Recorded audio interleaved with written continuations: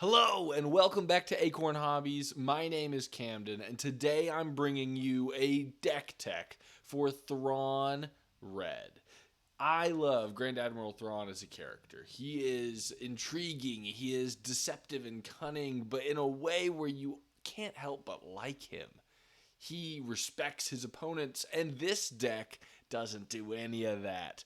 No, there's no respect for your opponents when you are playing Dad Joke Thrawn. This is what cunning and aggression are all about. So, why on earth is this deck called Dad Joke Thrawn? That makes no sense, but it will in just a moment because Grand Admiral Thrawn had a great quote in Star Wars Rebels.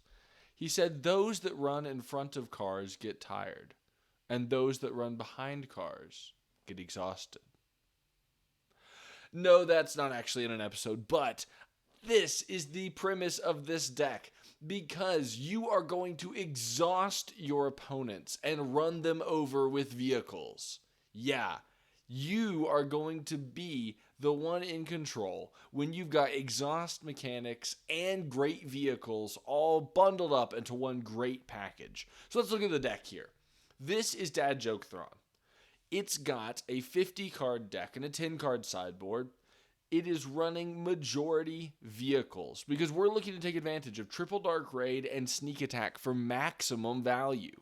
A lot of the cards here aren't the best cards on their own, but together it functions into a great deck list that actually has a great matchup spread across a lot of meta decks. You'll be surprised how often this deck can pull out wild wins when you just don't think that's even possible.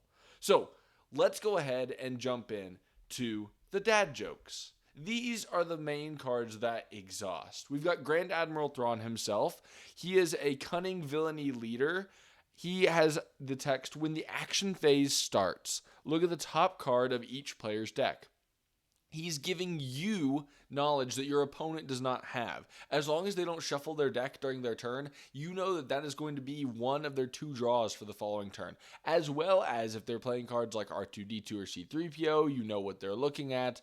If you're playing cards that search the top cards of your deck, you know what they've got to pull from, at least in one small way. It's great knowledge, but it's not just kept as knowledge because it actually goes with his action ability, where you can spend one resource and exhaust him to reveal a top card of any player's deck. You exhaust a unit that costs the same as or less than the revealed card. So if I reveal a 6-cost card, I can exhaust any unit that costs 6 or less. That is really, really strong, and part of why we've built the deck the way we've built it. It's very lower end cost curve heavy with a few big hitters because we're looking to use Thrawn's ability to stop those dinky little guys that don't have great effects, they don't have great on attacks, they don't whatever. You're just trying to stop them very, very quickly. His ability is also on his leader side. His leader unit side lets him do that without spending a resource and without exhausting him. It is an on-attack ability. So, Grand Admiral Thrawn can be mentally taxing, which feels appropriate, honestly. And what you've got to do is pay attention. Keep a notepad and pen handy. That way then you can write down what your opponents are having on top of their deck. You can keep an eye on what all is being shuffled back in. You can wait and count to see when they're going to play that card because you know they've got it either in their resource row or their hand. We've got 2 other cards that exhaust, though. No Good to Me Dead, which says exhaust a unit. That unit can't ready this round. And Frozen in Carbonite. Attached to a non-leader unit, attached unit can't ready, and when played, exhaust attached unit. It's an upgrade. These 2 cards are the closest thing to hard removal that yellow has. And while No Good to Me Dead is not permanent removal, Frozen in Carbonite is not permanent removal. They both function as these stall tactics that let you get from point A to point B and gain control of the board. You're really looking to lock down your opponent's ground side. You've got enough space units to take it down, but you're looking to lock down their ground side. So Frozen in Carbonite and No Good to Me Dead keep those things down. No Good to Me Dead is great on leaders like Krennic or Rey with Restore, because you're trying to finish the game as fast as possible. And it's not that hard when you've got a package like Triple Dark Raid. See, we're going to DTR the TDR. We're going to define the relationship that we have with Triple Dark Raid. Triple Dark Raid is the 3-cost Cunning Villainy event that says search the top 7 cards of your deck for a vehicle and play it. It costs 5 less and enters play ready. You return it to its owner's hand at the end of the phase. That allows you to play these units for sometimes 2 less than what they typically are, and then you get them back at the end of the turn. They interplay ready, and they come right back to your hand. But you've got to build your deck around that mechanic. But that's a good thing, because there are really, really strong vehicles. We've got 3 of them right here. We've got Ruthless Raider, which is a 6-cost aggression villainy space unit. It's a 4/6, and it says when played and when defeated, deal 2 damage to an enemy base and 2 damage to an enemy unit. That is a lot of damage over the course of a game. When you play Triple Dark Raid, that gives you 2 damage from hand onto their base and onto a unit, and then 4 more damage when it gets to attack. Then you bounce it back to your hand and get to do it all over again. Or if they defeat it, you get 2 more damage to a unit and to a base. It's super duper strong. I love Triple Dark Raid with Ruthless Raider. It is a great, great pull, and we're running 3 of them in the deck, so you're going to hit them relatively often. We've also got the TIE Advanced. This card is great if you already have a board established. If you already have a decent board with Imperial traits, you can use that to buff up your TIE Phantoms, your 7th Fleet Defenders, your Ruthless Raiders, or even Grand Admiral Thrawn himself, turning him into a 5/11, which is really, really scary. The TIE Advanced bouncing back to your hand means you get to put 2 more experience tokens onto a unit. Again, it is a really, really strong pull off of Triple Dark Raid, but it is dependent on whether or not you have a board. And finally, the ATST. The ATST is a 6-cost 6/7 ground unit with Overwhelm. It's nothing flashy, but sometimes you just need to pull on turn 3 an ATST that can defeat some unit like a Sabine or a K2SO or like Young Han's Poe or something like that. You just need to get rid of it. So that's what the ATST is there for. It's a card that often gets resourced and doesn't get played from hand very often, but it's really strong off of Triple Dark Raid in the early game when you need to gain control of the ground side of the board. You're probably thinking, wait though, I saw on that deck list another bigger ship, another bigger vehicle. See, what about Xanadoo Blood? Yeah, Xanadoo Blood is good. It's there because it is a 6-cost or 6 attack unit with that raid 2, but it's not great off of Triple Dark Raid because you really don't want to be paying 6 for it the next turn. If you get it and you need to deal 6 damage to base and your opponent's already claimed or something like that, it's a great pull, but it doesn't necessarily combo with Triple Dark Raid particularly well. We don't have tons of Underworld units in the deck, so it doesn't let you pull off some of the shenanigans that you could otherwise. I do think it's good off of Sneak Attack as a 5-cost, unit that deals 6 damage in space. That's really strong. But the Triple Dark Raid pull, you have better things to pull. But if you whiff, you've got 2 of these in the deck that you can grab. It's definitely not a bad pull by any means, but it's not in the top 3 cards that we use with Triple Dark Raid. Let's go ahead and look at the vehicle package, though. The reason we have Triple Dark Raid is because it works well with vehicles, and there are strong vehicles in yellow and red. Kylo's TIE Silencer is just a good early game vehicle. This is one of your few early game plays. You often just take initiative turn 1, but sometimes you get to drop Kylo's TIE. That is a deterrent enough against like an A-Wing or against, an enemy mercenary gunship or something like that. It's good to have. It also threatens a lot of damage in space. If it doesn't get checked, it's a lot of damage over the course of a few turns. It is a strong turn 1 play. Then we've got 2 cards that are essentially very similar in this deck, the 7th Fleet Defender and the Lurking TIE Phantom. These both are tanky space 3-drops that can be buffed by the TIE Advanced. This is a really, really strong play in the Tarkin yellow deck that is floating around, and we're basically copy and pasting that here. It's a really, really strong early game and can just run away from your opponent with a TIE Advanced or 2, a Triple Dark Rated TIE Advanced. Like, it's really, really easy to just blow games out of the water because of that.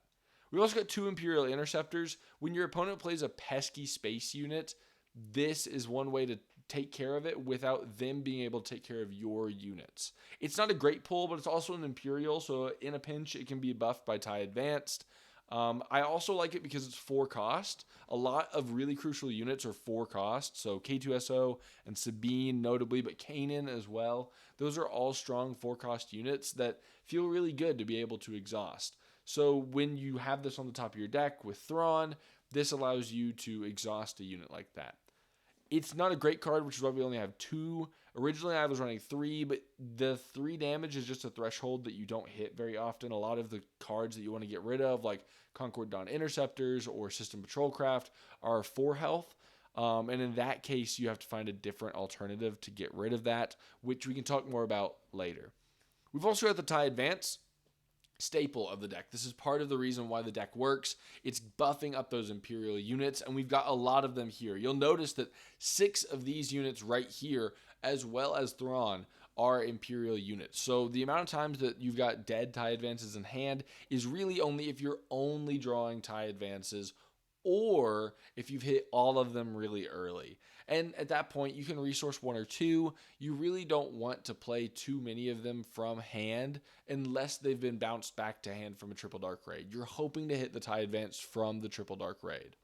We've also got 2 ATSTs. Again, they're just 6/7s with Overwhelm. You're playing them off of the Triple Dark Raid, maybe a sneak attack. You're not paying full cost for these guys. They're fine units, but you need a reason to be able to use them. And honestly, I don't have much of one besides sneak attack and Triple Dark Raid, which are fine reasons, but they're not the best things in the deck. They're there only for that reason. We also got Ruthless Raider, which is really the crux of the space package. This is why we've got red and not green. The Ruthless Raider is just super duper strong. A 4/6 in space is a tough thing to deal with, as well as dealing that damage from hand. You can close out games by playing a Ruthless Raider into the 1 cost event that deals 2 damage. Daring, Escape, Daring, whatever. We're about to look at it. The thing that deals 2 damage, so that means 7 cost 4 damage to base. A lot of people don't think about that. That's also a huge unit to threaten using sneak attack. That gives you 4 damage to base, as well as 4 damage from the attack. You've got 1,001 different things that you can do with Ruthless Raider. It's a big, big deal and a great, great card to play. And then finally, Xanadoo Blood. We've already talked about this a little bit, but Xanadoo Blood is there for when you really need that 6 extra damage to be pushed. If your opponent is unable to deal with anything in space, and you've got, a sneak attack or a Triple Dark Raid in hand, these are the cards that you want to be pulling. You want to be hitting those Ruthless Raiders and Xanadu Bloods when your opponent just can't deal with them. That represents a lot of damage from hand that your opponent doesn't think that you have. So that's really why Xanadu Blood is there. We don't have many Underworld units, but we'll talk a little bit more about how you may be able to skew the deck towards Underworld rather than Imperial, and how that can create a different style of deck that is more exhaust focused. You're hoping to play a longer game, but we'll talk more about that later with the maybe board. We've also got the removal package with Daring Raid. That's the card I was thinking of. Daring Raid is a 1-cost red event. It's just deal 2 damage to a unit or base. This is actually a really, really strong card to play turn 1. I know that sounds so crazy, but you often play it when your opponent just has a 3/2 that they've played, whether that's in space or on the ground, especially if it's on the ground. But when you've got just nothing to do turn 1, or maybe you play a Greedo into Daring Raid, it can just be a really, really strong way to deal with whatever threats they're putting out. It also represents damage from hand. You want extra damage and ways to cheat out damage that your opponent doesn't think you have. Daring Raid isn't getting used tons in a lot of decks right now, so I think that's really strong. And because you don't have tons of removal in blue, you are able to run these cards like Daring Raid that aren't always the best, but when comboed with other things can be pretty good. We've talked about No Good to Be Dead. It's soft removal. It doesn't hard remove anything, but it stalls really well. Same thing with Frozen and Carbonite. It's the closest thing to hard removal yellow has, but it's still soft removal. They can remove it with Upgrade Hate, but if they don't have that, that's basically hard removal. You're not running Power of the Dark Side, so you don't have any ways where they can just choose the unit that has Frozen and Carbonite and it nullifies the whole effect, which is really nice. I have 3 of them. Actually, notice here I've got 3 No Good to Me Dead on this slide, but I actually have 2 in the main deck and 1 in the sideboard. The one in the sideboard is there for the aggro matchup, but I think Frozen and Carbonite is better. For 1 cost more, you're locking down a unit. If they don't have upgrade hate, you're set. We also got Open Fire, 4 damage to a unit, incredible. That is just really, really good. I'm a huge fan of being able to deal 4 damage. It's kind of the baseline deal damage. We also got Waylay, which bounces units. Bouncing units to hand isn't great, but it's better than nothing, especially against really, really big units that you can't deal with. A lot of like the blue Han builds right now are running like Luke and Mace and Chewbacca as top ends. Waylay is a great way to deal with that. You can also bounce a Crate Dragon if you really need to, but you honestly hope not to ever need that. The great thing about Crate Dragon is that it can't hit space units with its ability, so it's not going to ever be able to take down the units that you have floating around in space. So if you can find ways to just stall out those Crate Dragons, and you don't have to play tons of cards if you've got a space side, if you can just keep them from killing you, you're set. Honestly, it's a pretty solid little gambit that you've got. And then finally, Evacuate. This is it's Waylay but bigger. I have 2 of them in the deck. This says 3. I don't have 3. I have 2. And the reason being is that it's still soft removal. It doesn't fully get rid of all the cards, but it does provide you enough stall that you can evacuate and then flip Thrawn, and then that really locks down a lot of boards because next turn you're able to just on attack and exhaust something, and they're going to have to play something anyways. If they play it back on the turn that you play Evacuate and flip Thrawn, you're able to claim initiative and run with it. I really think it's good. It's also pretty good if for some reason you've got like 2 TIE Advanced on board. It's great to just be able to bounce those back to hand, and you can just buff other things with them. You never want to play that when they're the only things on board. You don't ever want to get rid of your own board, but if your opponent has a board and you're getting rid of it and also getting those back, that's an added bonus. So yeah, the removal package is pretty soft. It's not any hard removal. We're not playing blue. But we do have good red removal, and then we've got soft removal in yellow. I'm a fan, honestly. You really just want to stall long enough to deal damage. This isn't like some build up to Super Laser Blast Thrawn deck. I think that this deck it plays a lot faster than you would even think. And this is just there to keep your opponent down when you're not hitting the answers that you need in TIE Phantom and Triple Dark Raid and Sneak Attack and Ruthless Raider. This is the utility package, though. These are the cards that I think really allow you to do some fun and exciting combos. Greedo is great because we are running so many non-unit cards. Like between Frozen and Carbonite and all of the events we've got, it's pretty likely that you're going to hit something with Greedo. So if you need to deal out extra damage, boom, you can feel pretty confident about that. It's not 100%, but you feel pretty good. It's also a 3-1 at 1. Like I said earlier, sometimes you can play Greedo and then Daring Raid their 3-2, and then you are really ahead on the ground side of the board, and you also have the ability to take control of the space side of the board pretty quickly. Swoop Down is a 1-cost cunning event that allows you to attack with a space unit. It gains Saboteur and can attack ground units for this attack. If it attacks a ground unit, it gets +2/+0, and the defender gets -2/-0. This is a really, really exciting card, and it is so good. I've used it before to pop my own Ruthless Raider. That way then I can clear even more of the board. So I will swoop down into an enemy like Luke Skywalker, kill my own Ruthless Raider, and then deal 2 more damage to either take out the remaining health on a Luke or another unit, and then I'm dealing damage to base as well. It's a really, really strong effect. I think that Swoop Down is well worth having 3 of in the deck, but honestly, you can drop 1 if you would prefer like another No Good to Me Dead. Swoop Down is just really good though because you're going to have those early game space units. Playing a Kylo's Tie and then the following turn Swoop Down with Kylo's Tie can be a solid thing against an aggro deck because you're never going to beat super hard aggro, but you can beat a lot of other softer aggro decks by just going really fast in space, which is where Sneak Attack comes in. Sneak Attack is amazing with Ruthless Raider. That represents 8 damage from hand most of the time, and that can be super duper strong to hit your opponent's base or a big space unit. just a ton. Sneak Attack is great too because it cheats out Ruthless Raider. You'll notice we have no 5-cost cards in the deck. That is because you're wanting to Sneak Attack out like a ATST, a Xanadoo Blood, a Ruthless Raider, or play a couple of other cards, or use Thrawn's ability plus a 4-cost. Sneak Attack just opens up a lot of possibilities, and I think it's well worth including 3 of in the deck. Then finally, Crate Dragon. Sometimes you just make games last a while, and then you just need to close them out by saying, okay, I can just keep stalling, or we can actually finish this. The way to do this is it tends to be Evacuate on the 8-resource turn, Crate Dragon on the 9-resource turn.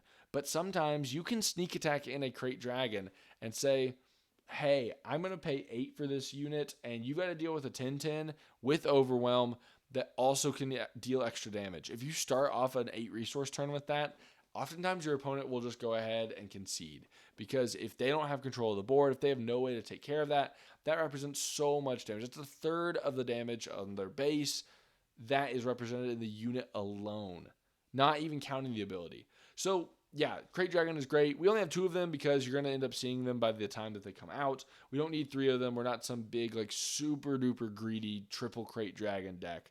Crate Dragon is kind of the backup win plan for when you can't win against some of these like really uber grindy matchups. This is the sideboard though. Each one of these cards has a specific matchup that it's really good in. No Good to Me Dead is for the hard aggro matchups. This is your Kylo Reds, your Sabine Greens, your sometimes Boba Yellows. It depends on what they're running exactly in their Boba Yellow deck, but I think No Good to Me Dead is worth it in there. Disabling Fang is good against really upgrade heavy decks. This is your Boss Greens. This is your Sabine Green with the Darksaber. This is getting rid of Boba's armor.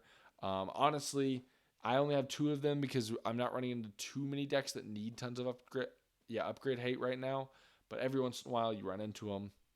You got Pillage.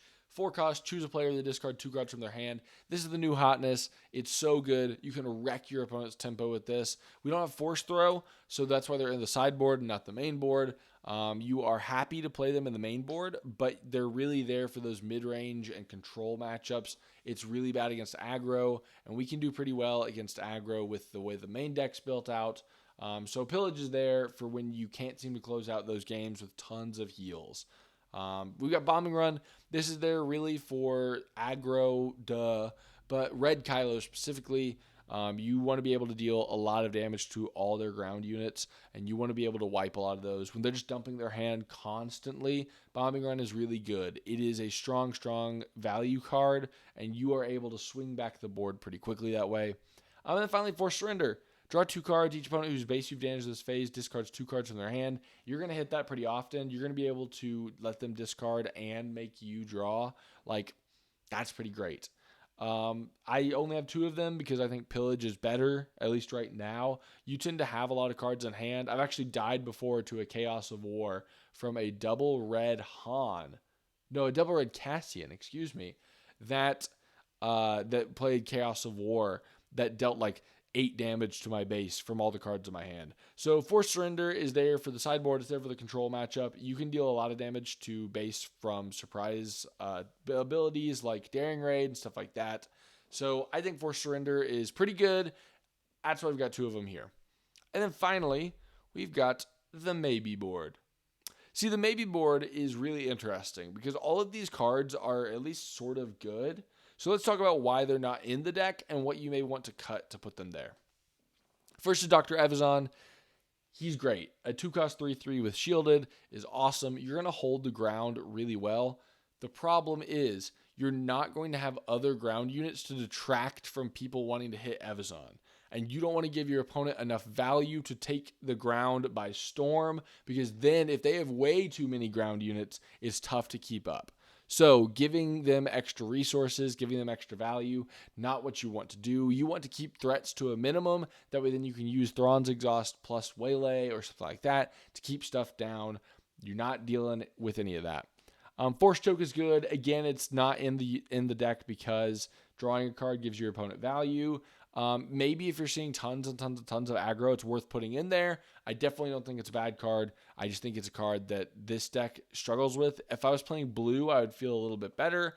But yellow, not having the hard control that you really need to deal with that extra value, you don't want to give your opponent any of that. You're trying to be a little greedy, so you don't want to give them anything that they can be greedy with as well. You also got Surprise Strike. I think this is a good card. It's good burst damage from hand. We've got burst damage from hand. If we really need it, it's a good card to throw in there. I could see it being in the main deck or the sideboard.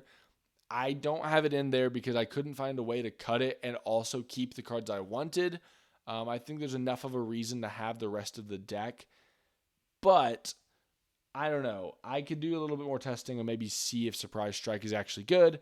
The Black Sun Starfighter, 3-cost, 3/2 Sentinel in space, really good. If you're running into tons of Tarkin yellows, this is a card you slot in. Otherwise, you've got enough space units to deal with things.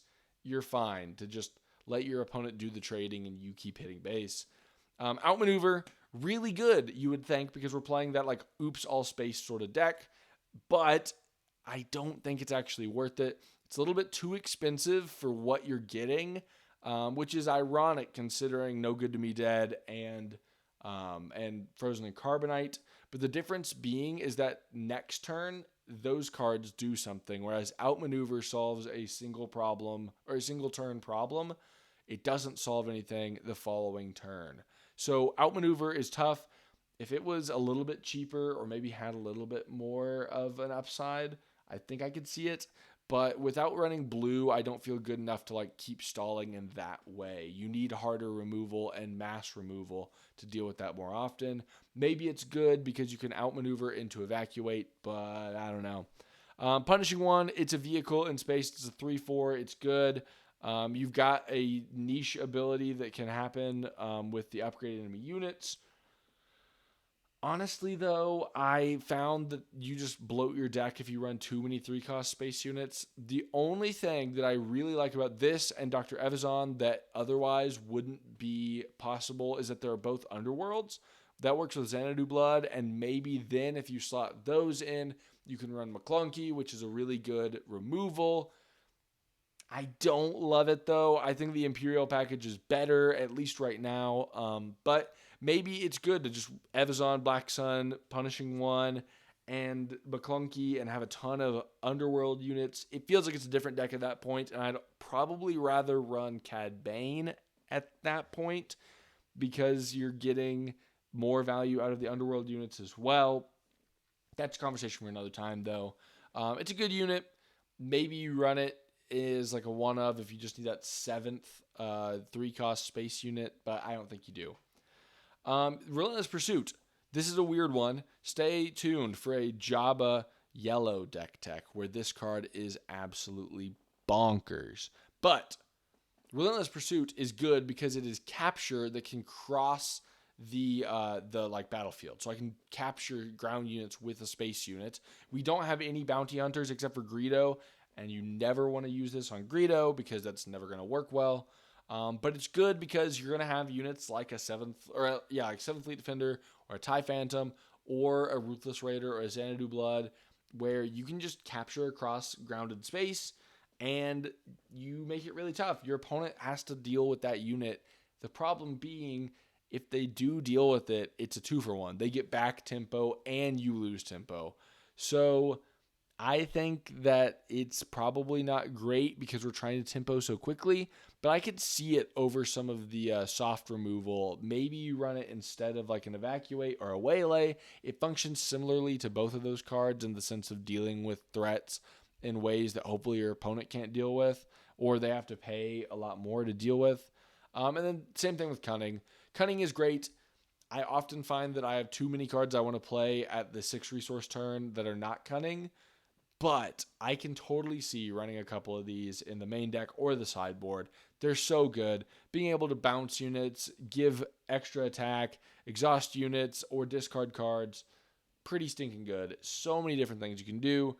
I totally think Cunning is worth it in so many different decks. I just don't know if I can squeeze it into this one. I wouldn't be opposed to maybe dropping Xanadoo Blood in favor of Cunning. But I think that isn't a one-to-one trade. Cunning is sometimes not as good when you don't have a board to buff up with that extra attack. But I don't know. If you do some testing and figure out something different than I do with Cunning, please let me know in the comments down below. I would love to hear more about this. But yeah, that has been Dad Droke Thrawn. So let's talk a little bit more about what the meta looks like with this deck. Because it's weird. Thrawn shouldn't be doing too well. But I think that because of the same things as like Tarkin Yellow, it just catches people off guard and they don't know what to do with it. You can threaten so much damage from hand that they just have no clue about. Doing the triple dark raid into a Ruthless Raider that then bounces to your hand. You can do that on the 4 resource turn. It bounces the Raider to your hand. Next turn you sneak attack it. That way then you get a Ruthless Raider on the 5 resource turn. That represents so much damage from hand. Your opponent just often can't keep up with that. You are able to be really, really aggressive, but we run Thrawn rather than like Boba or Cad or something like that because of the stall potential. We're not looking to be a super duper value heavy deck. We're looking to be this stall until the huge swing happens. It is just waiting as you build up and either chip damage or big swing, you're able to just close out games. This is really good against those soft control decks because they often don't have tons and tons of space units, and the ones that they do have tend to be a little bit more expensive. You can run away with games like that. They're also not running like cards that can deal with the TIE Phantom, so that's a really, really valuable thing there. I also really like the matchups into most mid-range decks. You are actually kind of happy to see Young Han because your damage that you can deal from hand is often what you need to cross that threshold. Like when he plays a Poe with his ability, that becomes an easy open fire removal. It's also great to like throw Frozen and Carbonite onto Poe because Poe can remove upgrades, but of course, when you throw it onto Poe, they have to then play another Poe to take care of that first Poe and kill their own Poe so then they can take care of the upgrade. It's great. You're getting a lot of value out of that. I think that some of the toughest matchups are really, really fast aggro. Again, you're not that fast. You do have the ability to stall. These are like 60-40 matchups in their favor. They're hardly unwinnable, but they're definitely something you have to be prepared for. I think that as the game goes on, really greedy control will actually beat this because your like long-term game plan, if you just keep stalling and you're not hitting your things and they're able to deal with your space side, it can be really tough to close out games. That's why we've got the discard. We're hoping to deal with their hand. So then as they're losing resources, we're getting chip damage from Ruthless Raiders and Daring Raids and Sneak Attacks and Triple Dark Raids. I think maybe, just maybe, this deck has a pretty even spread when piloted well. But I think that it's tough to learn the nuances of Thrawn. So I really, really encourage you to actually check this out. It's going to be a tough deck to play if you're just running into the wall hoping that it works like a Boba Red deck, but it's not that. It's not a Boba Red deck. It's a very unique, niche, weird red, yellow, stall, damage, burst hybrid. It's kind of a crazy deck, and that is exactly how Thrawn is. Thrawn is that kind of crazy, merge everything together and do everything all at once to like have the one fell swoop ending to his plan where he's secretly been 3 steps ahead of you the whole time. Now, I want you to test this deck out and tell me how it goes. Let me know down in the comments down below what you might swap out, what you've used, and what has worked. I want to see your Thrawn deck lists too. I love Grand Admiral Thrawn as a character, so any deck that has been working for you, please let me know. Right now, this deck is sporting like a 62% win rate. I've not tried it against the entire spread. Kira Green is actually one deck that like has popped up since I've really been testing. So I've gotten a few games in against it, but not very many. Overall, though, I think that the matchup spread is pretty good. It's a pretty great deck, and I really think it's a lot of fun. It's unique. It's got cool style, and I want to hear how you're doing with it. So leave a comment down below. If you're new to the channel, I'm Camden. This is Acorn Hobbies. We are so glad to have you. If you want to give that a like button to this video, hit that like button for this. I don't know, give that a like button. You can hand me your like button if you want. I don't know. If you want to give me a like at this video or check out the channel and subscribe, that means a lot. I'm still getting kicked out here. It's late. Getting kicked out. I'm getting kicked off here on this channel. And we are actually doing another giveaway this month. We gave away a set of Shadows of the Galaxy commons and uncommons last month. And that message has been sent out. So if you've gotten a message from me about that, please go ahead and check your YouTube inboxes. That's how I've notified the winner. If I get nothing by the end of this month with the winner, I will actually just say a name in a video. And if I get nothing from that, then maybe it'll go donated to my local store. Maybe they want one. Who knows?